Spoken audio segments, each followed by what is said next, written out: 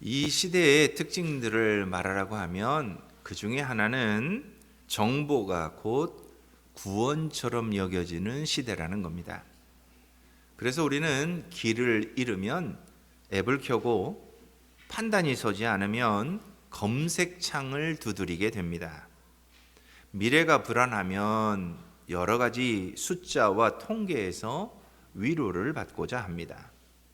그런데 아무리 많은 정보가 있어도 그 정보들은 우리를 영원한 생명으로 인도하지는 못합니다. 오히려 그 넘치고 넘치는 그 많은 정보들은 우리의 마음을 산란하게 만들고 우리의 영혼을 더 조급하게 만들 때가 많습니다. 그런데 안타깝게도 이렇게 정보 중심적 모습이 우리의 삶에서만이 아니라 우리의 신앙생활에서도 그대로 적용이 되고 있습니다. 현대 기독교의 지성인이라 불리는 유진 피터슨 목사님이 지은 베스트셀러 이 책을 먹으라라고 하는 책에서 그분은 이렇게 현대 그리스도인들을 비판합니다. 그의 논지에 따르면 많은 이들이 성경을 살아계신 하나님의 음성으로 듣기보다 자신의 삶을 유리한 방향으로 이끌 정보 가득한 지도로만 여기고 있다는 것입니다. 지도는 내가 주체가 되어서 길을 찾기 위한 기능적인 도구입니다. 그러나 목자의 음성은 나의 주권을 내려놓고 그분을 전적으로 신뢰하며 따라가야 하는 관계적 언어입니다. 하나님께서는 성경을 단순한 안내서가 아니라 당신과의 깊은 사귐 속에서 그분의 뜻을 따라 살아가도록 주신 생명의 목소리로 허락하셨습니다. 그런데도 우리는 그 책을 단순한 우리의 더 나은 인생을 위한 정보 가득한 책으로만 읽는다는 것입니다. 이런 지도와 생명의 음성에 치열한 대립을 보여주는 사건이 바로 오늘 본문 직전인 요한복음 9장에서 일어납니다. 예수님은 날 때부터 맹인이었던 자를 고쳐주셨습니다. 한 영혼이 어둠을 벗어나 빛을 보게 된 아주 경이로운 사건이었습니다. 그러나 당시 바리새인들의 반응은 그 사건 앞에서 너무나도 싸늘했습니다. 그들에게 성경은 생명을 살리는 음성이 아니라 타인을 정죄하고 기득권을 지키기 위한 차가운 그들만을 위한 지도였기 때문입니다. 그들은 기적의 기쁨을 나누기는커녕 안식일의 규정이라고 하는 지도를 들이대며 예수님을 정죄했고 치유받은 이를 회당에서 내쫓았습니다.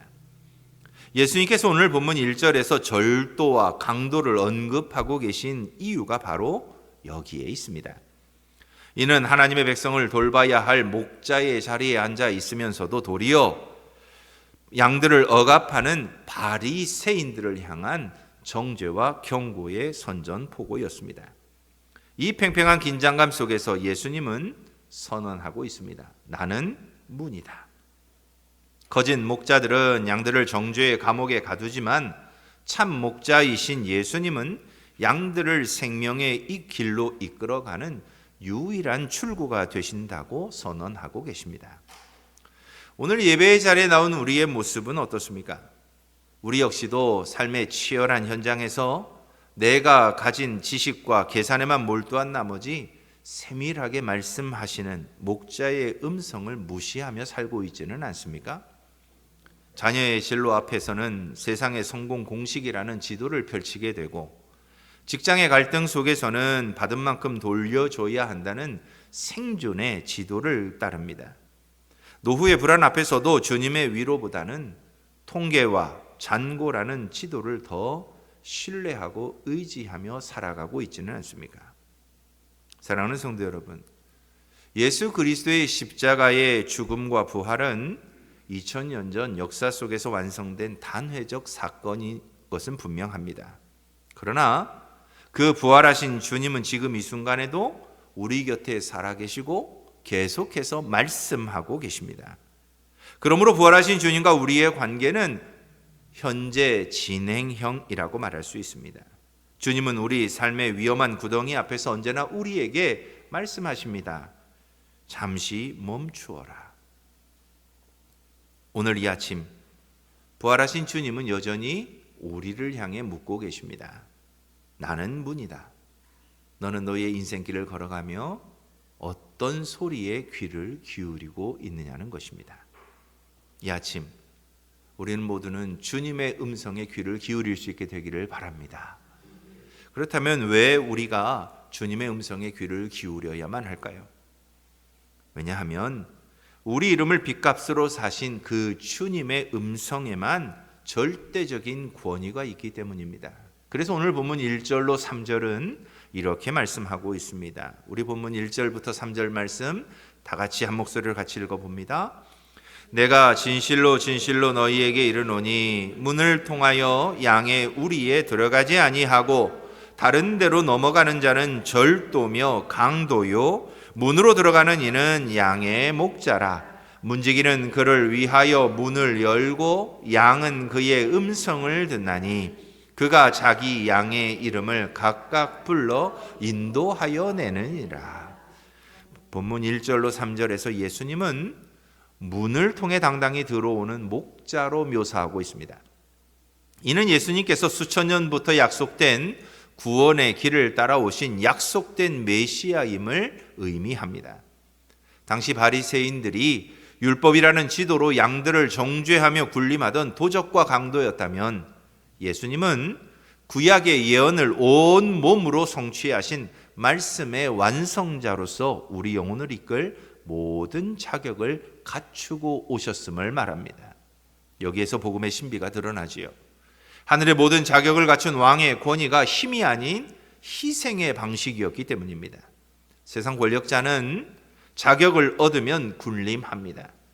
그러나 참된 목자이신 예수님은 자격을 가지셨기에 오히려 우리를 책임지십니다. 죄로 죽어가는 우리를 위해 십자가에서 생명을 바치십니다. 그분이 보여주신 그 사랑이야말로 우리가 우리의 인생을 맡기기에 가장 합당한 권위를 갖고 계심을 우리에게 분명하게 보여줍니다. 그리고 하나님께서는 이 희생이 옳았다는 것을 부활로 확증해 주셨습니다. 로마서 1장 4절의 증언처럼 부활은 십자가의 보혈이 우리의 죄를 완벽하게 씻어냈음을 온 우주 앞에 선포하셨던 하늘의 공식 선언이었습니다.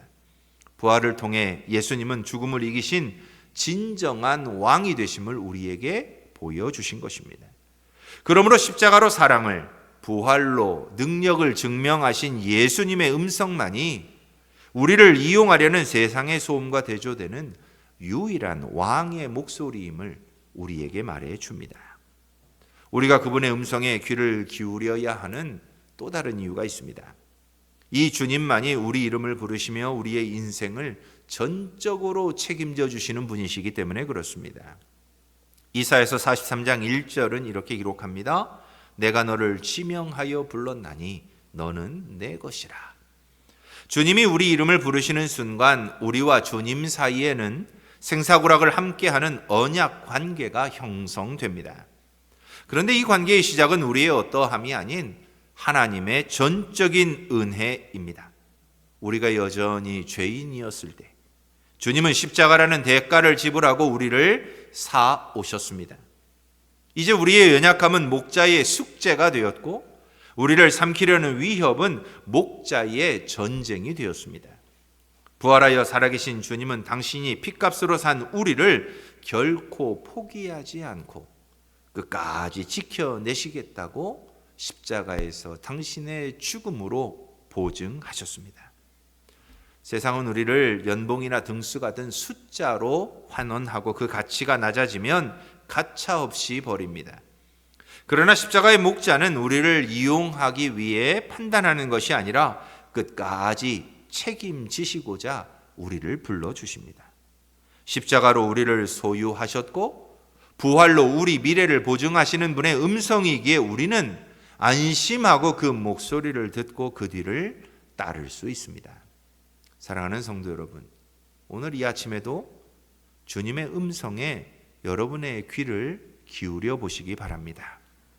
세상의 비정한 평가를 넘어서 부활하신 목자의 안전한 품 안에서 목자의 음성 가운데 여러분들을 발견할 수 있게 되기를 바랍니다. 그때 비로소 우리는 타인과의 비교나 세상의 기준에서 벗어나 하나님께서 지으신 모습 그대로의 존귀함을 회복하는 부활의 풍성한 삶을 누릴 수 있게 될 것입니다.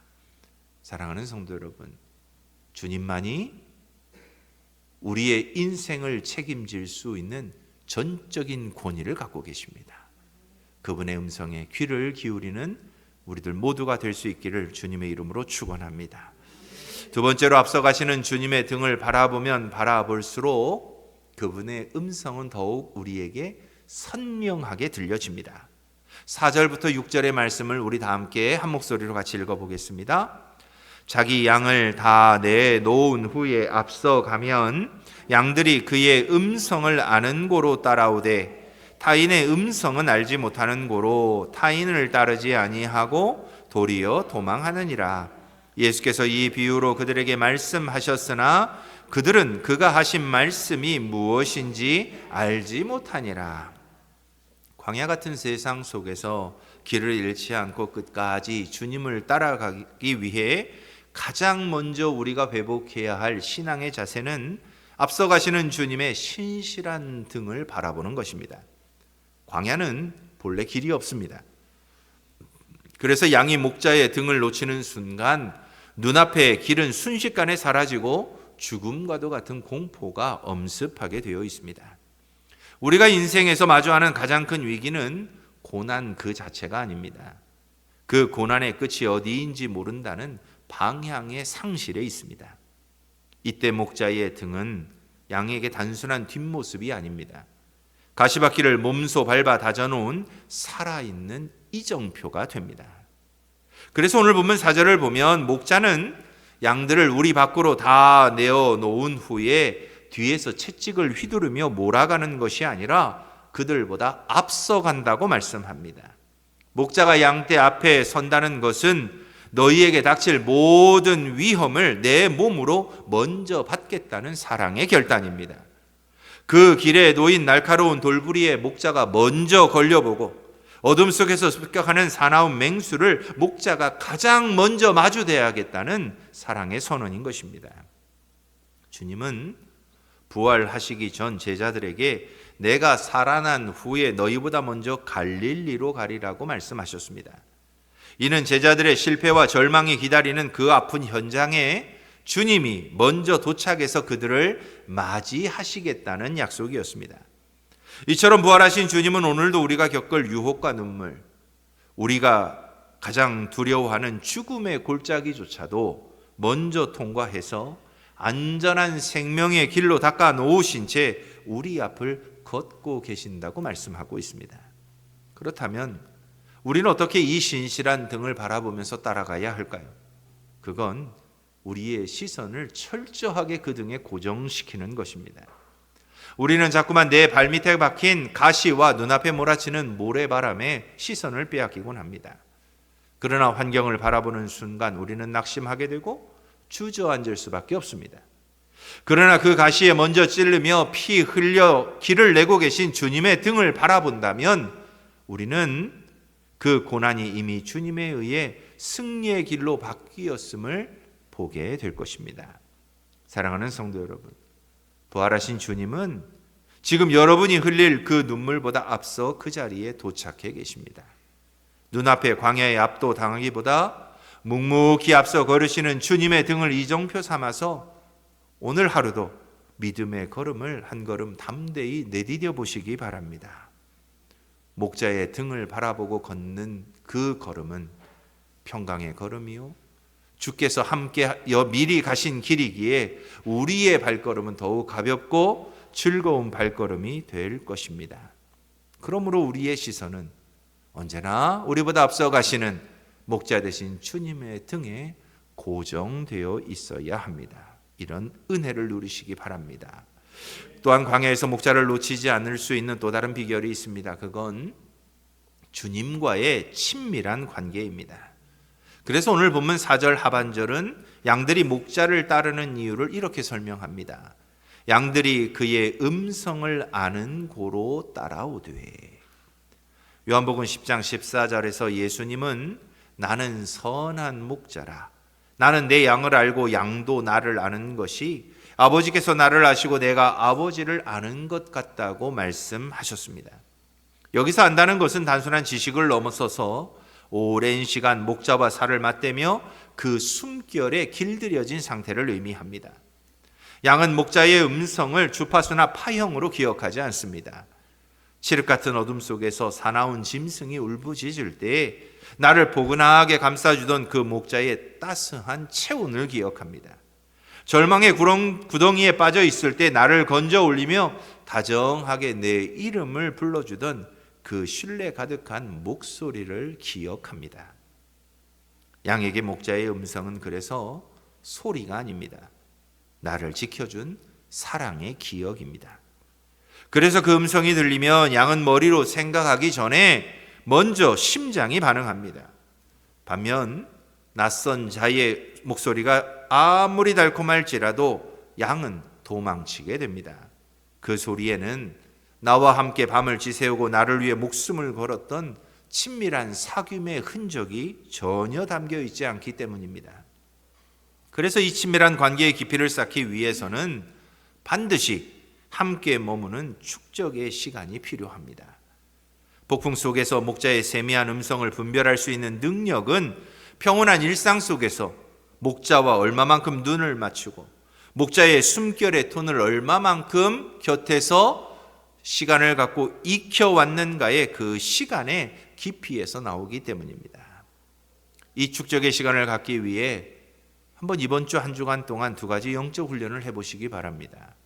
하나는 기도의 방향을 바꾸는 영적인 침묵을 해보십시오. 기도 시간에 내 목소리를 잠시 끄고 기록된 말씀을 통해 들려오는 목자의 음성의 톤을 내 영혼의 판에 한 번쯤 새겨보십시오.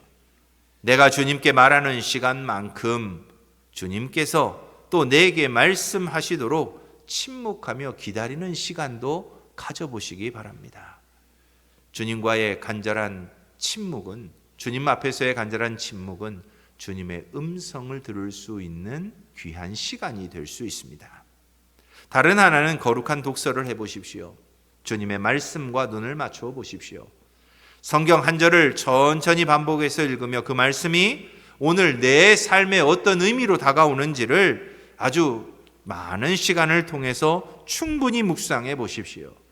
곱씹고 곱씹고 곱씹다 보면 그 말씀이 내 영혼에 어떤 의미가 있는지를 성령께서 깨닫게 하실 것입니다. 그 깊은 시간이 우리 영혼의 사랑의 기억을 저축하는 가장 확실한 방법들이 될 수 있습니다. 세상의 소음이 너무 커서 주님의 음성을 들으실 수 없습니까? 그렇다면 지금 잠시 가던 걸음을 멈추어 서십시오. 주님과의 관계가 깊어지면 깊어질수록 그분을 따르는 길은 무거운 의무가 아니라 세상이 줄 수 없는 평안과 기쁨의 걸음이 될 수 있습니다. 중요한 것은 내가 목자와 함께 가야 한다는 사실입니다. 목자의 등에 시선을 고정하십시오. 그분과의 친밀한 관계 속에서 언제나 그분의 음성을 들을 수 있는 그런 은혜를 누리실 수 있기를 바랍니다. 마지막으로 주님이 우리 인생의 문턱에 누우셨기에 우리는 결핍 속에서도 풍성해질 수 있기에 목자의 음성에 귀를 기울여야 합니다. 본문 7절부터 10절은 우리에게 이렇게 말씀하고 있습니다. 함께 읽습니다. 그러므로 예수께서 다시 이르시되 내가 진실로 진실로 너희에게 말하노니 나는 양의 문이라. 나보다 먼저 온 자는 다 절도요 강도니 양들이 듣지 아니하였느니라. 내가 문이니 누구든지 나로 말미암아 들어가면 구원을 받고 또는 들어가며 나오며 꼴을 얻으리라. 도둑이 오는 것은 도둑질하고 죽이고 멸망시키려는 것뿐이요 내가 온 것은 양으로 생명을 얻게 하고 더 풍성히 얻게 하려는 것이라. 마지막으로 우리가 주님의 음성을 듣고 기쁨으로 순종하며 살아야 하는 이유와 결과가 있습니다. 바로 주님이 우리 인생의 문이 되셔서 풍성한 생명을 누리게 하기 때문입니다. 예수님께서는 7절에서 나는 양의 문이라고 선언하십니다. 이 선포는 우리를 향한 목자의 눈물겨운 헌신이자 어떤 상황에서도 우리를 포기하지 않겠다는 확실한 약속의 선포입니다. 이 약속을 이해하기 위해서는 고대의 근동의 목축 현장을 우리가 이해해야 합니다. 들판에서 양을 치던 목자들은 밤이 깊어지면 주변에 돌을 쌓아서 임시 우리를 만듭니다. 하지만 그곳에는 번듯한 문이나 자물쇠를 달 수 없었습니다. 그래서 전해지는 바에 따르면 양들이 모두 그 임시 울타리 안으로 들어가면 목자는 굶주린 맹수가 노리는 그 유일하고 좁은 입구에 자신의 몸을 직접 누였다고 합니다. 목자가 문턱에 눕는 순간부터 그의 몸 자체가 양들을 위한 살아있는 문이 되고 생명을 지키는 문이 되었습니다. 양들은 목자의 따스한 숨결을 가장 가까이에서 느끼며 안식처로 들어갔고, 외부의 약탈자나 사나운 짐승은 목자의 몸을 먼저 쓰러뜨리지 않고서는 결코 양 한 마리도 건들 수 없었습니다. 이것이 우리가 주님의 음성에 기쁨으로 순종해야 하는 이유이자 근거입니다. 주님이 내 인생의 문이 되어 주셨기 때문입니다. 주님이 내 인생의 문이 되어 주셨다는 이것은 내 삶에 닥치는 모든 시련과 위험 앞에 주님이 먼저 서 계신다는 약속입니다. 세상의 거센 풍랑이 우리의 삶을 뒤흔들 때 그 바람을 주님께서 먼저 온 몸으로 맞으신다는 뜻입니다. 사랑하는 성도 여러분, 양의 문이 되신 주님 앞에서 우리가 해야 할 일은 복잡하지 않습니다. 나를 지키기 위해 가장 낮은 바닥에 누우신 목자, 그분의 따뜻한 심장 소리를 이정표 삼아서 그 품 안으로 한 걸음 한 걸음 들어가는 것뿐입니다. 주님은 우리 위에 군림하며 지시하시는 왕이 아닙니다. 우리를 위해 당신의 전부를 걸고 양의 문이 되어 우리를 지켜주시는 분이십니다. 나를 위해 기꺼이 인생의 문턱 되신 그 주님의 음성을 신뢰하십시오. 그 문 안으로 들어가는 순종이야말로 세상 그 무엇도 침범할 수 없는 가장 깊은 안식으로 들어갈 수 있는 유일한 길입니다. 그렇다면 우리가 이 사랑의 음성에 순종함으로 누리게 되는 실제적인 삶의 결과는 무엇이 있을까요? 오늘 본문은 더 풍성한 생명을 누리게 된다고 말씀합니다. 본문 10절에서 목자는 우리에게 생명을 주실 뿐만이 아니라 그 생명을 세상이 흉내낼 수 없는 더 풍성한 차원으로 이끄신다고 약속하고 있습니다. 요한복음에서 이 생명은 예수님 자신이 생명의 근원이라고 하는 존재론적 선언과 맞닿아 있습니다. 예수님은 친히 우리 인생의 문이 되어 주셨으니 그 문을 통과하여 그 문 안에 머무는 자는 생명의 근원에 연결되게 된다는 것입니다. 이 생명은 현재의 삶 속에서 이미 누리기 시작했고 주님이 다시 오시는 날 완성될 종말론적인 영원한 생명이기도 합니다. 그래서 우리는 세상이 말하는 풍성함과 주님이 주시는 풍성함의 본질적인 차이를 이곳에서 만나게 됩니다. 세상은 풍성함을 언제나 우리의 손에 들고 있는 소유한 것의 양으로 정의합니다. 그래서 더 많이 채우고 더 높이 올라가야만 행복할 수 있다고 우리에게 말합니다. 그러나 소유에 의한 풍성함은 밑 빠진 독과 같습니다. 채우면 채울수록 갈증과 불안만 커질 뿐입니다. 반면에 주님이 주시는 풍성함은 나와 함께 계신 목자와의 친밀한 사귐에 기초하고 있습니다. 그래서 이것은 환경의 넉넉함이 아니라 생명 자체이신 주님이 내 곁에서 나를 지키고 계신다는 임재의 확신으로부터 오는 풍성함입니다. 이것이 바로 시편 23편의 다윗이 광야에서 내게 부족함이 없다고 노래한 비결입니다. 그에게 결핍이 사라졌기 때문이 아니었습니다. 주님이 문이 되어 그를 품으셨고 그분이 만드신 임재의 그늘이 광야의 열기를 충분히 피해 쉴 수 있었던 그의 삶의 실제였기 때문입니다. 그래서 참된 풍성함은 결핍이 없는 상태가 아닙니다. 목자의 임재가 나의 모든 결핍을 압도하고도 남는 상태가 되는 것을 말합니다. 오늘 밤 불안한 내일을 목자에게 맡기고 깊은 잠을 청할 수 있는 그 평안함, 나를 힘들게 하는 사람을 향해서 주님의 마음으로 한 번 더 웃어줄 수 있는 그 여유로움, 그리고 광야 같은 현실 속에서도 주님이 나의 문이 되시니 나는 안전합니다 라고 선포할 수 있는 그 당당함이 바로 주님과 연결된 우리의 삶의 자리에서 체감할 수 있는 생명의 풍성함인 것입니다. 그래서 이 풍성함을 한번 맛본 영혼에게는 놀라운 변화가 일어나게 되어 있습니다. 주님을 따르는 순종이 더 이상 무거운 짐이 되지 않는다는 것입니다. 주님의 임재의 그 풍성함 안에 머물렀던 사람은 억지로 그래서 순종을 짜내지 않습니다. 이미 우리 안에 심겨진 부활의 생명이 자연스럽게 흘러나오는 것처럼 순종함으로 그분의 음성을 본능적으로 따르기 때문입니다. 나를 위해 기꺼이 문턱에 누우신 주님과 발맞추어 걷게 되고 그 작은 일상의 승리들이 우리의 삶을 부활의 증거로 가득 채워갈 것이기 때문입니다. 사랑하는 새길교회 성도 여러분, 오늘 요한복음 10장 1절로 10절의 말씀 속에서 우리는 왜 우리가 주님의 음성을 듣고 살아가야 하는지에 대해서 함께 살펴보았습니다. 부활하신 주님만이 우리의 이름을 부르실 정당한 권리를 갖고 계신 분이십니다. 그분은 우리보다 앞서가시며 이미 우리가 가야 하는 고난의 길도 승리의 길로 바꿔 놓으신 분이십니다. 그리고 그분이 우리 인생의 문이 되어 주심으로 우리는 어떤 결핍 속에서도 압도당하지 않는 풍성한 생명을 누릴 수 있는 사람들이 되었습니다. 그런데 놀랍게도 우리가 주님의 음성에 귀를 기울여야 하는 이 세 가지 이유는 서로 다른 진리가 아닙니다. 한 분, 부활하신 목자께서 우리를 향해 보내시는 동일한 사랑의 표현입니다.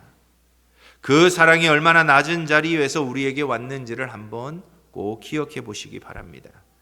주님은 하늘 보좌를 비우시고 우리 곁에 오셨습니다.